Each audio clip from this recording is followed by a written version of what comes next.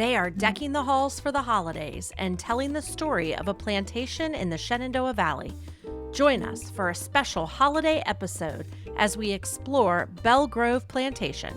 I'm your host, Missy Rentz, and this is the Parks Podcast. We are celebrating the holiday season with Kristen Lays, who is the executive director of Belle Grove Plantation. Kristen, thank you for coming and welcome to the Parks Podcast. Thank you for having me today. So we start every episode talking about some stats, and for Belle Grove Plantation, we're going to do the same thing.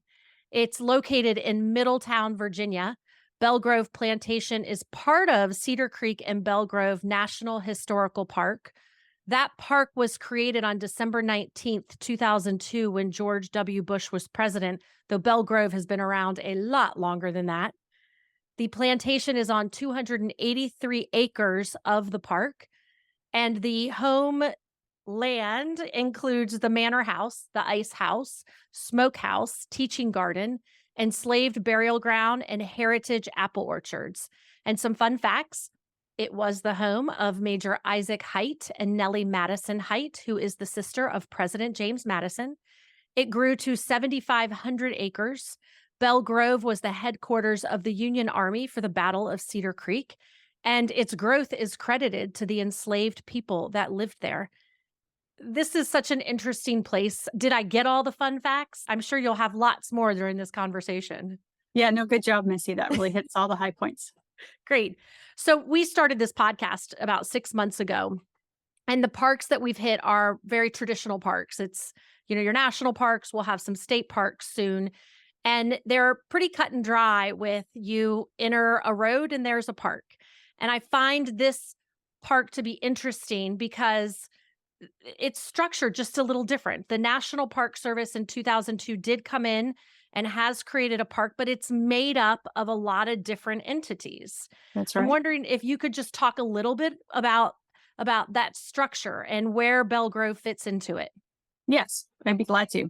So there had been a lot of discussions, especially in the 1990s, when there had been a lot of Civil War research. That's when Ken Burns' documentary came out about the Civil War. Lots of concern about development of areas that were battlefield properties. And there was a concern that there was a development pressure, and that the Battle of Cedar Creek battlefields would be lost. So that was sort of one of the sparks to looking into whether the federal government could be of assistance in that area. But there wasn't, the whole Shenandoah Valley is very rich with Civil War history. And there had been many different efforts of different battlefields. And it just didn't seem feasible to the National Park Service to create a national park for the entirety of the valley. That had been done at Shenandoah National Park for some really significant natural resources. But it just didn't seem like that was administratively feasible. So what wound up happening is they created a National Historic District, and that's managed by a nonprofit organization called Shenandoah Valley Battlefields Foundation. And they are on the cutting edge of continuing to raise awareness, raise funds to preserve significant battlefield property. But then when it was studied to say, well, if we were going to create a national park, which battle was the most pivotal? And so that's where that historians at the time settled on Battle of Cedar Creek. And so what they did was the legislation was to designate it as a national park, but a partnership park. So the partners in the park are the National Trust for Historic Preservation, which owns the majority of the land at Belle Grove Plantation, Belle Grove Incorporated, which is a local nonprofit that manages Belle Grove for the National Trust. Belle Grove Incorporated also owns a couple of other parcels related to the history of the Height family. Then Cedar Creek Battlefield Foundation, a local nonprofit that has preserved really important key battlefield areas about the Battle of Cedar Creek. And then Shenandoah County, our neighboring county, they have a piece of property in their Parks Department portfolio. And so Shenandoah County is another of the legislative partners, so in Shenandoah Valley Battlefields Foundation, as I mentioned. is one of the legislative partners. So we like to say in the park, the largest landholder in our national park is actually private citizens, and they are free to do whatever they wish with their property. Now, any number of those organizations I just named are available to talk with them, to consult with them, to if they feel called to participate in this effort, to make. There's a variety of types of arrangements people can make with their land, but they can also just put a for sale sign on it and sell it. And then the park holders, I think Shenandoah Valley Battlefields Foundation might be the next largest landholder. And it's kind of neck and neck between National Trust and Cedar Creek Battlefield Foundation. And then it kind of goes down from there. But truth be told, the federal government, as sort of owning land, is not the largest landholder in this national park. So we really rely on that partnership. And we help each other in a lot of different ways, collaborate on different projects, support one another. The National Park Service has really been instrumental in a couple. We had a monument to preserve, and their expertise, their department was able to help with that. They have really helped us plan trails on the properties, proper signage for those trails, waysides around the park to have it so that park has a unified, hopefully kind of a unified look to a visitor where all the signage is the same, no matter who owns that property. So those are a couple examples where we've all partnered together. And then when Belle Grove's open during our high season in the summer and the fall, National Park Rangers do daily programs on our front lawn. So you don't come here and immediately see a bunch of rangers, but we collaborate on public programming all the time. One of the reasons I started this podcast is because when I was on a year-long trip camping around the country, a lot of people asked me, or would say, I don't even know how to use a park. I don't know how to have a picnic. And one thing that drew me to having this conversation with you is to get people thinking outside of the box as to what a park is. And there are these, plantation homes, these historical places that really stimulate. Going there can stimulate, your mental, emotional, and physical body by being in nature and learning history and understanding.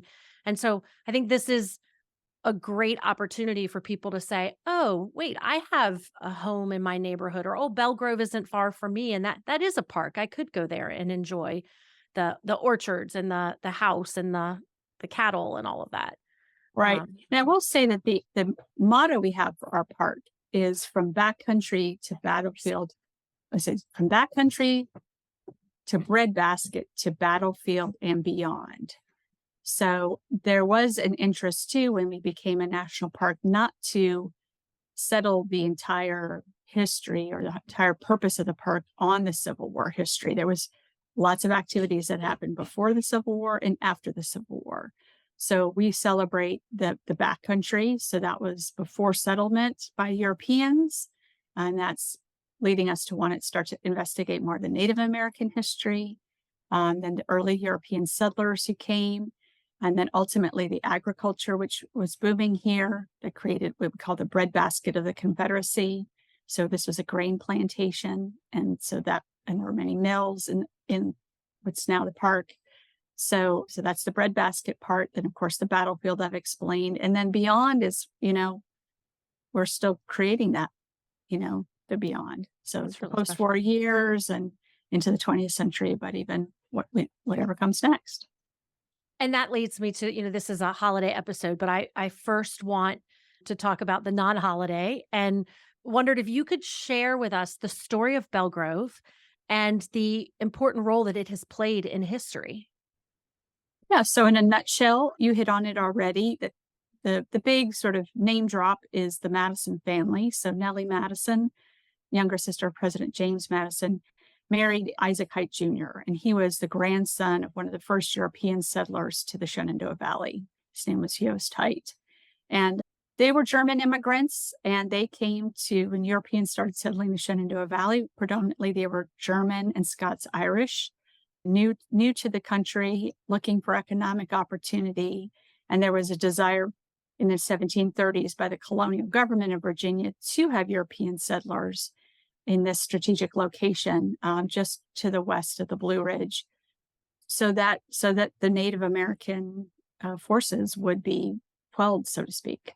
There had also been increased French activity on the other side of the valley, the western side of the valley, and so there was a desire to have it settled, to get friendly forces in there, if you will.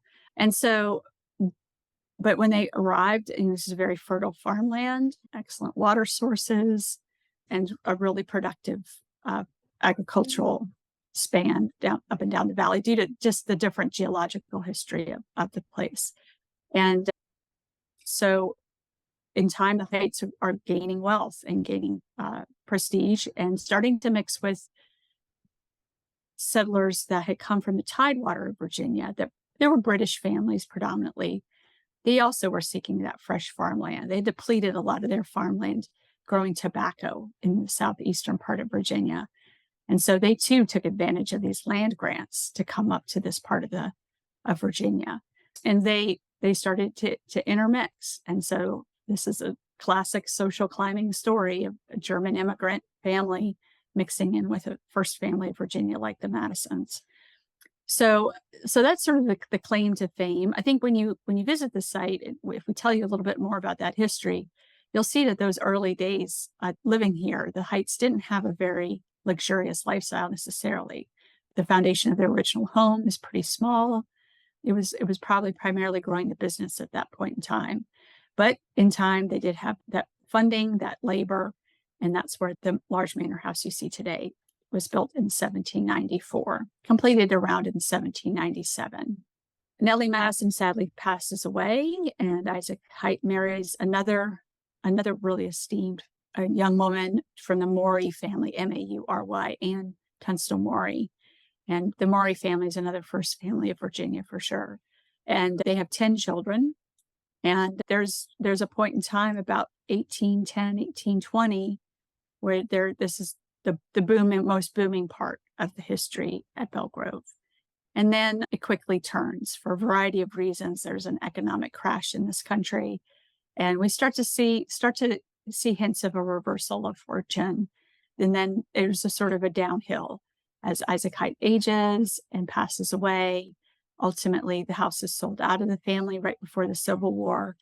And during the Civil War, as you mentioned, this was a site of Union occupation. It's a very nice strategic point if you were Union looking to gain ground towards the South. So without getting into the weeds too much, that's predominantly the reason why. But after the Civil War, changed hands many times, ultimately became a bread and an inn, a country inn owned by a local farming family as a way for them to increase revenue. And one of the frequent guests was a man who was from the Northeast, Francis Hunnewell, and his family, very well established, well networked, well to do family. And he was the one who actually started to restore the home. And we really wouldn't be here today except for the very sensitive restoration that was happened right at the eve of the Depression. And then he actually left it by the 1960s, and when he passed away, he left it to the National Trust for Historic Preservation to be a museum. So we have 100 years, basically, since the Height family lived here to the time we became a museum. So when you come to visit, that's some of the stories we tell you, or how we furnished the house back to when the Heights lived here. That's amazing. And when you go, there's several, I would say, kind of key viewing points. You've talked about the manor house.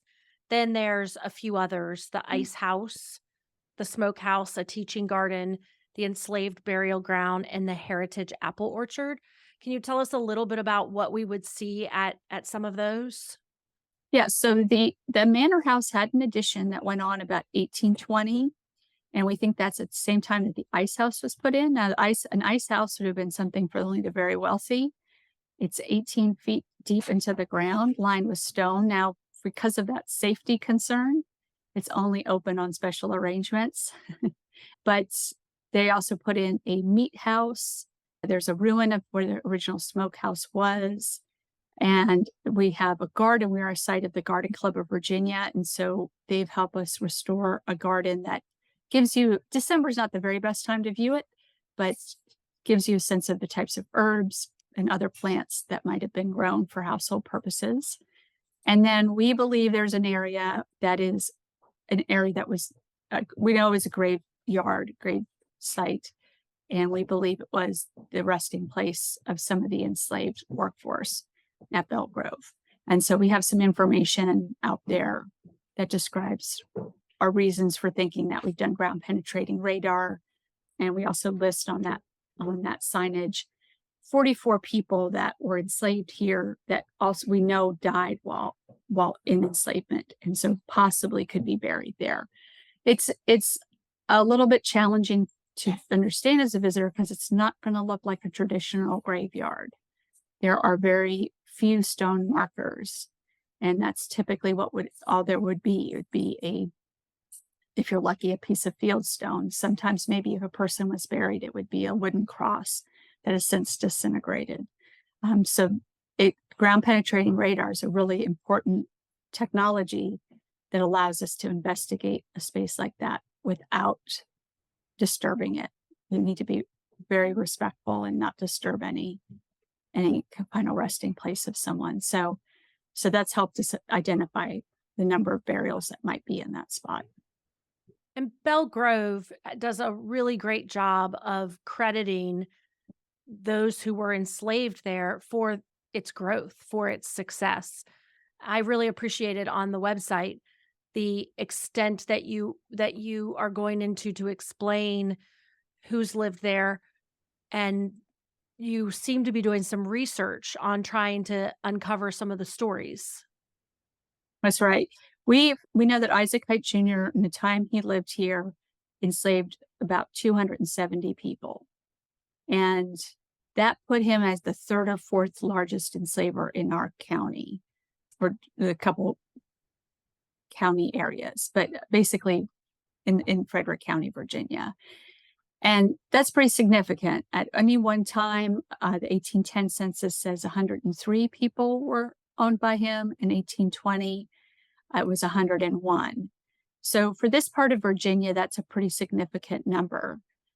But we don't want to just talk about it like numbers. These are people, human beings. So bringing the humanity to the individuals is a really important part of what we're doing here.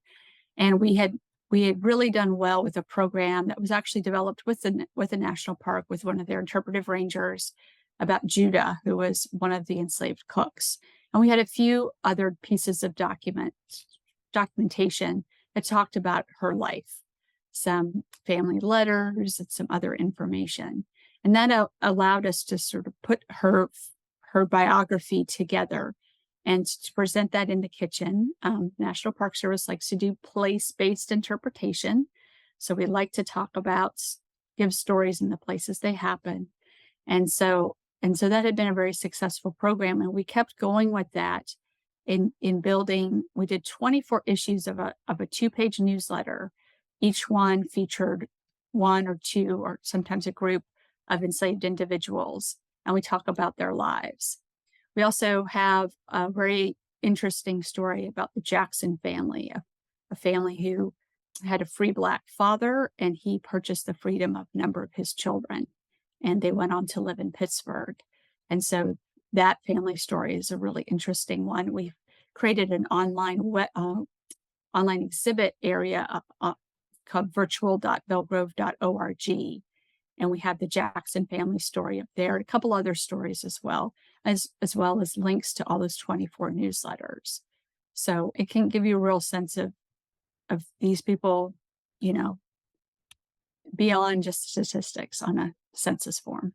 And I love that you ask and you open it up to people if they have information about their history and their stories that might tie to it. So I really appreciate the active approach to trying to, I love the way you say personalize, and really it's humanity to just to learn the stories, understand the history, and celebrate the role that they played versus taking credit other places. Mm-hmm. That's right. Yeah. There's a lot to see in the Manor House, but one of the stories that you go into on the website is about the graffiti attic. And I'm loving this tradition. And you can tell us about this graffiti attic. Yeah, so we in the attic of Belle Grove, which isn't open to daily visitors, there are over 500 signatures all along all of the walls. And the oldest one we can locate is from 1857, but it really took off during the Civil War, and that's not unusual. Graffiti from occupying forces or others are pretty common in the Shenandoah Valley. We're seeing in homes, in churches, in courthouses. So we have a number of examples of that up and down the valley. But what happened at Belle Grove is when it became an inn and then opened as a tourist site in the early 20th century, the idea kind of went viral. And so we have basically a guest book on the walls. And when I was new in this position 10 years ago, I got a small grant so that we could actually document it all and transcribe it. And so that's what you're seeing when you look on our website. Um, and and that's probably a better place to almost look at the writings than when you're up there because the lighting's not terrific and so it's kind of cold in the winter. We don't take people up there because it's not really safe with the fire marshal. There's no real exit. But we have 2 Kilroys were here. Kilroy was here, that graffiti story. We have we have people who are joking around. Someone signed Edgar Allan Poe, but it was a date after he was alive, so it wasn't Edgar Allan Poe. It sparked oral histories in our community. So people in our community will recognize names of friends, neighbors, relatives. So it's not unusual. I could meet someone in the community that said, I always heard my granddad sign the attic. Now with the transcription, we can look that up and get them a picture of that if they want. So that's really neat. Um, Belle Grove was studied, architecture was studied with the Historical American Building Survey, which is a big effort, national government effort to document historic structures and across the country. And we even have the signatures of the interns in the 1970s who are working on that project. So it is a who's who. It's of the history of our site. So we find it really charming and unique. Um, so yeah, so you can Yeah, I you love can find that. that on our website. I think under the About tab. Yeah, it is. I love that story. I love that it's like a guest book, and I like the way you phrase it, like a who's who. It's really special. Well, we want to talk about the holidays at Belle Grove. I grew up not far from Belle Grove and have a lot of memories of coming to, my mom's quilting classes there and coming to check out Christmas at Belle Grove, where you just completely transform it. I visited or this past weekend and I just looked around and I thought, how in the world are they going to transform this in kind of overnight? Because this is the middle of November and you're not decorated for Christmas, but in Right. about 10 days you will be. That's right. How do you do it? So we cannot do a lot of things at Belle Grove without partnerships. So we are fortunate that for many years we've had partnerships with local garden clubs. So they all choose a room. We pick a unifying theme, and they throughout the week that week after Thanksgiving, they rotate through and take a room at a time, and we get decorated. Belle Grove gets a large Christmas tree, and that's going that goes always in the parlor, and our volunteers come out and help to decorate that. And yep, with a lot of we get it done in mostly 3 days. Wow. So Wow. so there'll be a couple of other things that go up around the grounds this next couple of weeks too. We'll put out lanterns for the evening tours. That'll go out. So yeah, our volunteers and the garden clubs are how we make it happen. Is there a special theme this year? So special theme this year is winter whimsy. And that's probably my favorite part of the decorating is just seeing the creativity that the theme can inspire. I know I've heard hints that there'll be snowflakes and woodland creatures. They're not all historically necessarily appropriate. Some modern stuff sneaks in there, but hopefully it stays within at least the taste of the house, if not the period of the house. I did have a stress nightmare one year that someone had decorated in a Disney princess theme. and really over the top. And I was like, how do I break it to them? It's not the look we're going for. That would But not that this would is not not, fit. that was just anxiety. So, Yeah. So what would the holidays have looked like at Belle Grove in 1797? yeah, for the Height family, it would probably be a much simpler affair. Holiday decorating, even Christmas cards, some of these traditions that we just love today really didn't come about until the Victorian era. So around the Civil War and a little bit later is when you really see commercialized Christmas come together.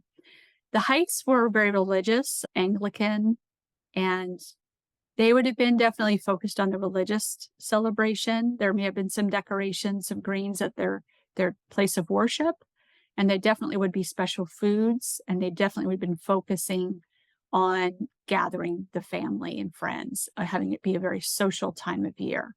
So so definitely there would be cheerfulness in the home, but not probably a 13-foot Christmas tree in the parlor. So when we decorate for the holidays, it's more a nod to Belgrove's later eras. Would the Heights have been a really social hosting family?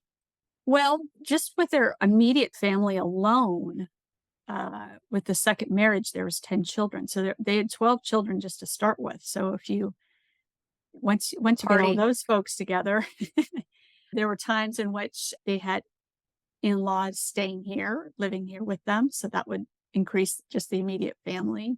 And they definitely did socialize with neighbors, with the business associates and others on a regular basis. We know from Anne's letters, she's got pretty regular correspondence with a number of people, and she'll mention people coming to visit or children coming home to visit. The holidays could be a time when you have a family wedding because people were gathering. So we know that may have happened in a couple of different Christmases over the years. That's neat. Okay, so when somebody is planning their visit to Belle Grove, do they need to make reservations? Particularly, I'm thinking this time of year when you get into a busy holiday season. So we do not require reservations. Tickets are sold on a first come, first served basis. We like to keep tours to around 12 people. I think a little higher than that maybe to accommodate, say, a whole family, but we usually try to keep the tours to be around 12 people because you're going to be able to walk into the rooms in each room in the house. That's an important part of our tour. There are guided tours during the day. So that's 10 to 4 Monday through Saturday and 1 to 5 on Sundays. And the tour takes about an hour. Not a bad idea to let yourself, have a couple more minutes so that you can walk around the grounds, visit the museum shop, and it's all a guided tour. But some folks who've gone to a lot of the sites around Virginia appreciate the fact that our tour is more intimate, that you're not standing in a doorway looking over a velvet rope to kind of go into the spaces, and you're not hurried through. So compared to some sites that are busier, that's a nice advantage to visiting our historic home. And then at the evenings, Fridays and Saturdays from 4 to 8, we're open. We have a lot of LED candles all around the house. Not gonna have real candlelight, but it's a pretty time to see it as well. So the ideal visit, if you were planning a weekend and you really wanted the full experience, I might recommend a Friday or Saturday tour at 3:15, and then you can linger a little bit afterwards. Watch all the candles flicker on. Sunsets are beautiful here, so you get to enjoy the whole spectrum of what we have to offer. Well, that is a really good idea. And then when you come to Belle Grove, I think it itself is kind of the destination. It's the reason to come. But I want to just point out that it is part of the park. So there are a lot of things if you wanted to go hiking or there's some trails around, you're allowed to walk the grounds of Belle Grove, which is breathtaking. It's very close to DC. What are you guys Mhm. are maybe an hour and a half outside of DC. Yep, you take I-66 east until it ends. So super easy if you want to see a little bit of the country while you're visiting the nation's capital. And then the community is just charming and very welcoming and festive. So I think there's a lot to do when you come to the park and come to that area. When you first drive up the beautiful driveway, the first stop I would guess is the visitor center. It's the gift shop, but you also have a museum area. Mhm. Yep. So we have a 1918 barn that we've converted to the Beverly B. Shoemaker Welcome Center. And so that's where a museum shop is, restrooms, and we have some information about the agricultural history of the site, especially in the 20th century in the barn. And that's all free of charge. And you can walk the grounds as well. Right across the road from us is one of the trails that goes into a wooded area that where there are remnants of the entrenchment lines. So where Union soldiers dug in, you can still see evidence of that. And that's a nice, if it's, we've been having some nice warm days. So if you're an experienced hiker and you don't mind being out on a 40 or 50-degree day, it's a nice hike. You can do at least 3 miles if you want, or as little as a mile if you don't want. There are a couple of other smaller trails around the park as well to take in more of that Civil War history. Fridays, Saturdays, and Sundays, the visitor center for the park is open, and so they have even more information and exhibits there. All of the park partners do have passport stamps, so you can go around and bring a passport book and get which I did not those. get when I was there. So I will No, have to come back to get my stamp. that's right. And then yeah, and then you can tour the grounds in Middletown. There are a couple of great places to grab lunch. You could go just to the town to the south of us in Strasburg, Virginia, and do some Christmas shopping. The Antique Emporium there is huge and a lot of fun to visit. Yeah, So lots to there's do. definitely a way to make a day of it. And I know we have talked a lot about the holiday and the Christmas lights and all of that, but there is a lot of reason to come in the rest of the year as well. Do you all have other special activities or other times that you recommend people come to visit Belle Grove? Yep. So we'll close for the season in January and February and half of March. But starting in about the third week of March, all the way till the end of October, we're open 7 days a week except for major holidays. So you can visit anytime. We have several festivals that we hold throughout the year. So this coming weekend, we're about to do our Kris Kringle Market. So that's a 2-day event. In May, we have the longest running beer festival in Virginia that takes place on the Mother's Day weekend, Saturday Mother's Day weekend.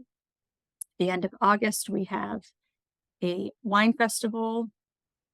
And then throughout the year, we have other things. In our barn, we'll have an evening with bluegrass music, or we've done different kids' nature programs. And so there's always something to find out. You can follow us on Facebook, at Belle Grove, and Instagram. I think it's Belle Grove 1797. And our website always has our calendar, busy calendar. And we'll put links to that on the website of the episode as well for you.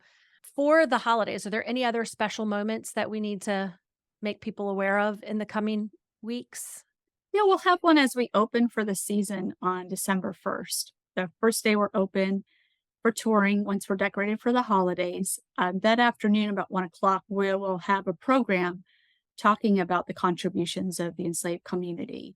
You know, it's wonderful when people want to visit Belle Grove during the holidays. It's a family tradition for many. It's, as we said, a great outing, um, somewhere other than a shopping mall. and and it's a warm and fuzzy place to visit for sure. But we don't want to forget in all of that this place wouldn't exist without the enforced labor of many people. So we bring a spirit of remembrance to the season as well, and we'll have a program that talks about people who are enslaved here, and then we'll light a candle, one for each person. We have over 270 candles. They're small LED votives.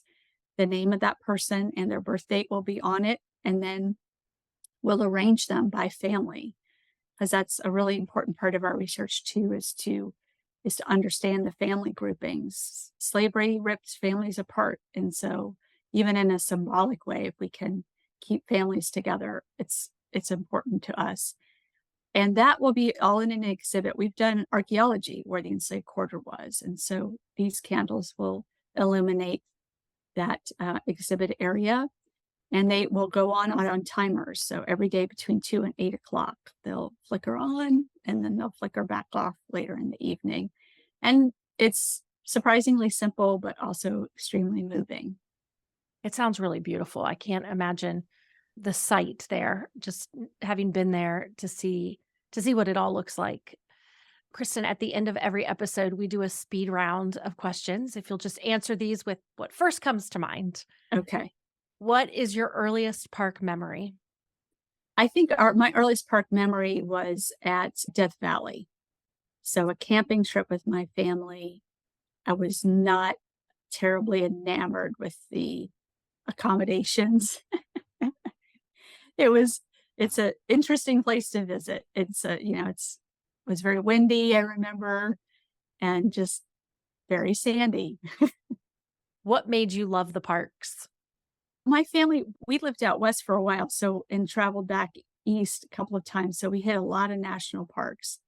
And it is amazing that just to see how much, Grand Tetons or how much has been preserved and these vistas, just as nature had them is really amazing. What is your favorite thing about Belle Grove?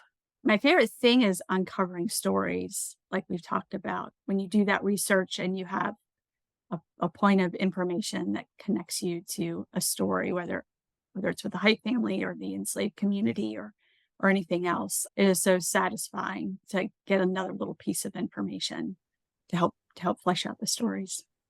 What is your favorite thing to do at Belle Grove? So my favorite thing to do at Belle Grove is enjoy the golden hour of the day. So that late in the day, we have the beautiful mountain views throughout the property. Right now, we've got a lot of trees that are beautifully in color, but it's equally beautiful in the spring and the summer when the leaves are green and full on the trees. But watching the sunset is a really wonderful thing to do here at Belle Grove. What park have you yet to visit but is on your bucket list and why? Yeah, so that was a toss up because I do have Key West on my bucket list. And I've heard of the Dry Tortugas as a very interesting national park. But truthfully, like if you gave me an all expenses paid trip, I'd probably want to go back to Acadia. I've been there just really very briefly, but I really didn't have a chance to explore or be in the park for very long. So I think that's where I'd go. What are 3 must-haves you pack for a park visit? Oh gosh, comfortable shoes, a camera, and maybe bug spray.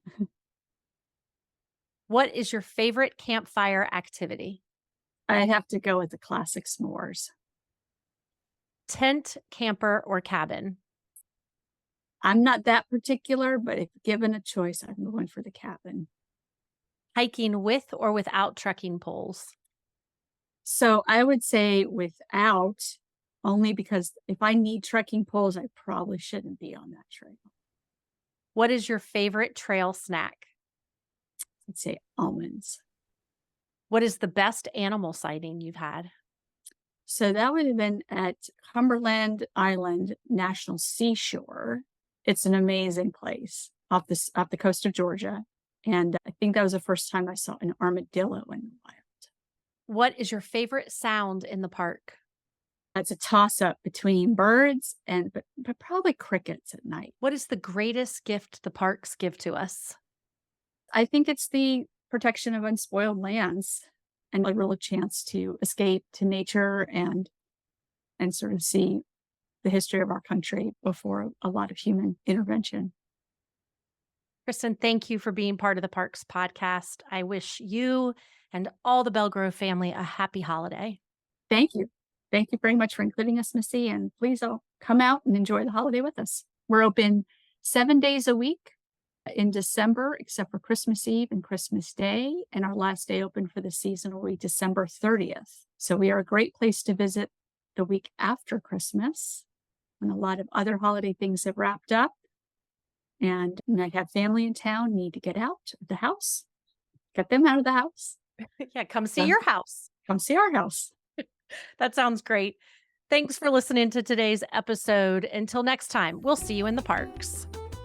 Thanks for listening. If you enjoyed today's episode, please be sure to like and share on your favorite podcast platform. Music for the Parks podcast is written, performed, and produced by Porter Hardy. For more information, please follow us on Instagram at The Parks Podcast or visit our website at theparkspodcast.com.